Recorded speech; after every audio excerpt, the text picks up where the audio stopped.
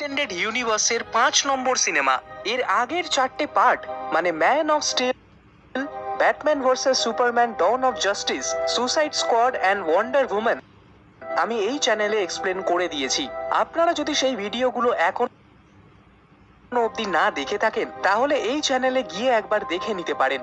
তো চলুন এক্সপ্লেনেশন শুরু করা যাক। সিনেমাটি শুরু হয় গথম সিটিতে, যেখানে আমরা একটা চোরকে বাড়ি থেকে চুরি করে বেরোতে দেখি। আর এরপরেই সেখানে চলে আসে ব্যাটম্যান এবং তাকে ধরে ফেলে, আর তাকে ধরে একটি বিল্ডিং থেকে ঝুলিয়ে দেয়। তখনই সেই চোরটি বলে যে তুমি আমার থেকে কি চাও।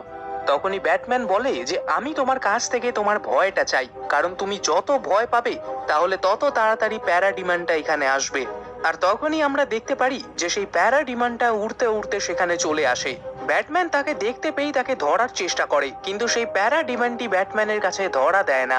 কিন্তু ব্যাটম্যানের কাছে ছিল তার স্পেশাল ওয়েব শুটার, আর সেইটার মাধ্যমে সে তাকে ধরে ফেলে। আর কিছুক্ষণের মধ্যে যেহেতু প্যারাডিমান্ডটা তাকে সেইখান থেকে ছাড়াতে পারে না, সে নিজের থেকেই ব্লাস্ট হয়ে যায়। তার ব্লাস্ট হওয়ার পরেই সেখানে আমরা একটি ছোট আঁকা দেখতে পারি, আর সেই আঁকার মধ্যে 3টে বক্স ছিল।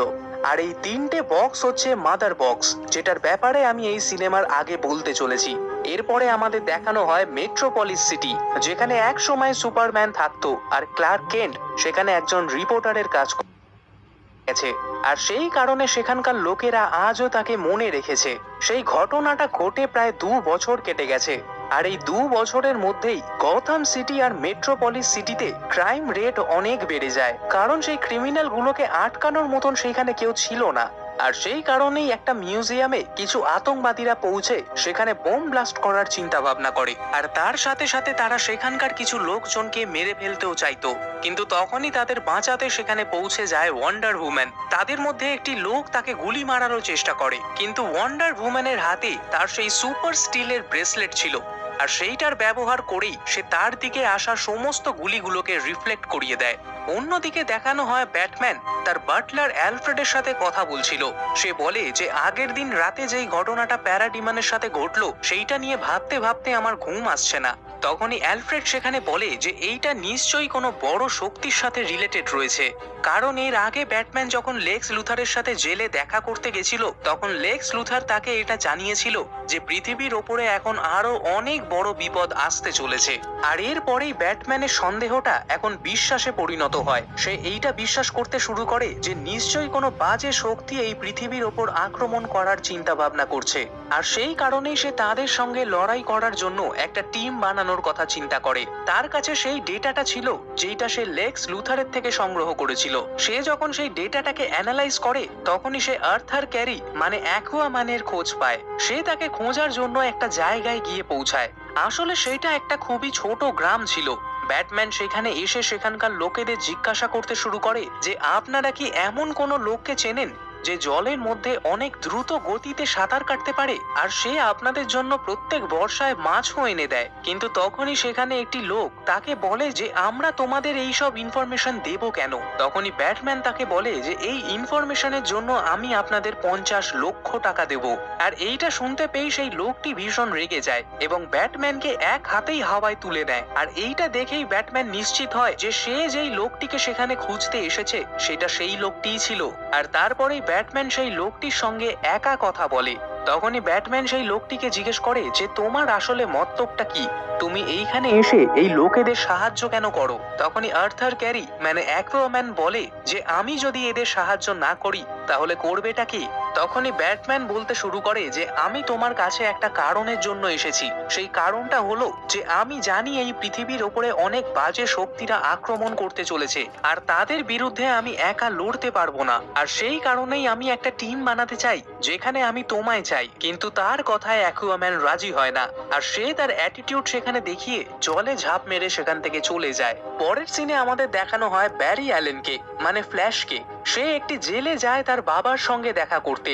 আসলে এইটা বলা হতো যে তার বাবা নাকি তার মাকে নিজের হাতে মেরে ফেলেছে। সে জানতো যে তার বাবা তার মাকে মারেনি, কিন্তু যেহেতু সে অনেক ছোট ছিল সেই কারণে সে তার এই কথাটি প্রমাণ করতে পারেনি। আর সেই কারণেই তার বাবা বহু বছর ধরে এই জেলে তার সাজা কাটছে। আর সেই কারণেই সে তার বাবার সাথে কথা বলতে আসতো। একদিন যখন সে তার বাবার সাথে কথা বলছিল, তখন তার বাবা তাকে বলে যে তোমার তো এত ট্যালেন্ট, তাহলে তুমি একটা চাকরি কেন করছো না? তখনই ফ্ল্যাশ সেখানে বলে যে না বাবা, আমি এখনো কোনো চাকরি পাইনি, কিন্তু আমি চাকরি খুঁজছি। আমি একটা চাকরি খুঁজে পেলেই সেখানে আমি কাজ করতে শুরু করে দেব, আর একটা ভালো স্যালারিও কামাবো। এর পরের সিনে আমাদের দেখানো হয় স্টার ল্যাব। সেইখানে একজন বিখ্যাত বৈজ্ঞানিক কাজ করছিল। তার ছেলে একটা অ্যাক্সিডেন্টে মারা যায়, আর সে যখন তার বাড়ি পৌঁছায় সেখানে সে তার ছেলে মানে ভিক্টর স্টোনকে দেখতে পায়। সে এখন পুরোপুরি বদলে গেছিল, কারণ সেই বৈজ্ঞানিকটা তার ছেলেকে মাদার বক্স ইউজ করে তৈরি করেছিল। আসলে মাদার বক্স একটি বিশাল শক্তিশালী জিনিস ছিল। সেটা কোনো জিনিসকে গড়তেও পারে আবার ভাঙতেও পারে, আর তারই শক্তি দিয়ে তৈরি হয়েছিল ভিক্টর স্টোন। তার মধ্যে অনেক টেকনিক্যাল শক্তি চলে এসেছিল। সে নিজের শক্তির ব্যবহার করে সবকিছু নিয়ন্ত্রণ করতে পারত, যেমন ধরুন স্যাটেলাইট, টিভি, ক্যামেরা, রেডিও, এই সব কিছু সে নিয়ন্ত্রণ করতে পারত। আর এমনকি সে আমাদের অনেক সিক্রেট ইনফরমেশনও লিক করে ফেলতে পারত। তখনই সেখানে সে তার বাবাকে বলে যে সে প্রত্যেক দিন মডিফাইড হচ্ছে। তার এমনটা মনে হয় যে সে প্রতিদিন যেন বদলে যাচ্ছে। আর আমি যেই এই শক্তিটা পেয়েছি সেটা একমাত্র মাদার বক্সের কারণে। তখনই তার বাবা বলে যে আমি এই বিষয়টার উপরে কাজ করছি, আর এমন একটা সময় নিশ্চয়ই আসবে যখন আমি তোমাকে পুরোপুরিভাবে বানিয়ে দেব। কিন্তু এই বিষয়টায় ভিক্টর রেগে যায়। সে বলে যে সুপারম্যানকে প্রাণ হারাতে হয় কিছু এলিয়েনের কারণে, আর সে নিজেও একটা এলিয়েন ছিল। কিন্তু আমি এখন তাহলে কি? আমিও এক ধরনের এলিয়েনই তো হলাম। আর এতটা বলেই সে বাড়ি থেকে বেরিয়ে যায়। কিন্তু সেই রাতেই সেখানে কিছু প্যারাডিমেন্সরা এসে সেইখানকার কিছু লোকেদের অপহরণ করে নিয়ে চলে যায়। এরপরই সিন শিফট হয় অ্যামাজন জঙ্গলে। আর তখনই সেখানকার রানী মানে হিপোলিটা তাদের কাছে এসে বলে যে কিছুদিন ধরে এই মাদার বক্সে কিছু গন্ডগোল হচ্ছে। প্রায় 5,000 বছর কেটে গেছে, কিন্তু এখনো অবধি আমরা মাদার বক্সে এইরকম কম্পন অনুভব করিনি। তখনই হিপোলিটা সেখানে বলে যে আমার তো মনে হচ্ছে সে এবার ফেরত আসছে। আর কিছুক্ষণ পরেই আমরা দেখতে পারি যে সেই মাদার বক্সটি মাঝখান থেকে ভেঙে যায়। সেইখানে সবকিছু কাঁপতে শুরু করে। আর তারপরেই আমরা দেখতে পারি যে সেখানে টেলিপোর্ট হয়ে আসে স্ট্যাপেনভুলফ, আর তার সাথে তার প্যারাডিমন্সের গোটা আর্মি ছিল। আর তখনই আমাদের দেখানো হয় অ্যামাজনস আর সেই প্যারাডিমন্সদের মাঝে একটি বড় লড়াই।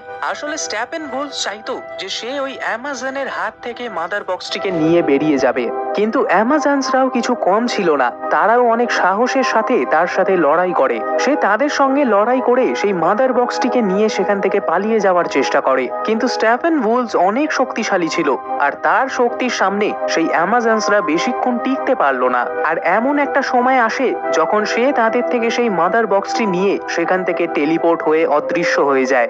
আর এই ঘটনাটার পরেই সেখানকার রানী হিপোলিটা ভীষণ চিন্তিত হয়ে পড়ে।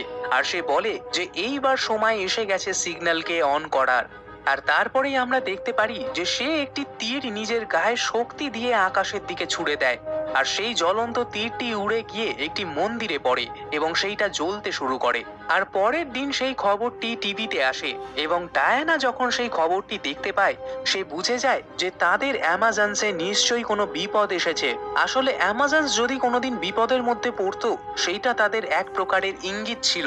ডায়ানা এটা জানতো যে যেই বিপদটি পৃথিবীর বুকে আসতে চলেছে সেটা নিশ্চয়ই ভীষণ বিপজ্জনক, আর সে একা সেখানে লড়াই করতে পারবে না। সেই কারণে সে সোজা চলে যায় ব্রুস ওয়েনের কাছে, অর্থাৎ ব্যাটম্যানের কাছে। সে তার কাছে গিয়ে সাহায্য চায়। তখনই ব্যাটম্যান তাকে বলে যে এই প্যারাডিমেন্স গুলো আসলে কি, আর তারা আমাদের থেকে কি চায়। তখনই ডায়ানা প্রিন্স তাকে বলে যে আজ থেকে প্রায় 5,000 বছর আগে আমাদের পৃথিবীর বুকে একটি ডিমন এসেছিল যার নাম স্ট্যাপেনভুলফ, আর তার দলে অনেক প্যারাডিমেন্সরা ছিল। আসলে প্যারাডিমেন্সরা আমাদের ভয়ের ওপর নির্ভর করে বাঁচে। আমরা যত ভয় পাবো তারা তত শক্তিশালী হয়ে উঠবে। স্ট্যাপেনভুলফের কাজ ছিল 3টি মাদার বক্সের সাহায্যে যে কোনো গ্রহকে নিজের বানিয়ে নেবার। স্ট্যাপেনভুলফ সেই 3টে মাদার বক্সের সাহায্যে যে কোনো গ্রহের নকশা বদলে দিতে পারত। সে এক মুহূর্তে সেইটাকে তার নিজের বাড়িতে পরিণত করে ফেলতে পারত, আর সেইটা তার পক্ষে একেবারে সুইটেবল ছিল। কিন্তু আমরা সকলে মিলে তার সাথে লড়াই করার অনেক চেষ্টা করি, যাদের মধ্যে ছিল অ্যাটলান্টিয়াস, অ্যামাজনস, এথেন্স গড, গ্রিন ল্যান্টার্নস, আরো অনেকে এরকম ছিল। আমরা সকলে মিলে তার সাথে লড়াই করি, আর লড়াই করতে করতে এমন একটা সময় আসে যখন আমরা সেই 3টে মাদার বক্সকে আলাদা করে দিই, আর স্ট্যাপেনভুলফকে সেখান থেকে আমরা তাড়িয়ে দিই। বলতে গেলে 3টে প্রজাতি সেই বিপদটাকে নিজেদের মাথার উপরে নিতে রাজি হয়েছিল, যাদের মধ্যে ছিল অ্যাটলান্টিয়াস। আর একটা মাদার বক্স অ্যাটলান্টিয়াসকে দিয়ে দেওয়া হয়। আর একটা ছিল আমাদের কাছে, মানে অ্যামাজনসের কাছে।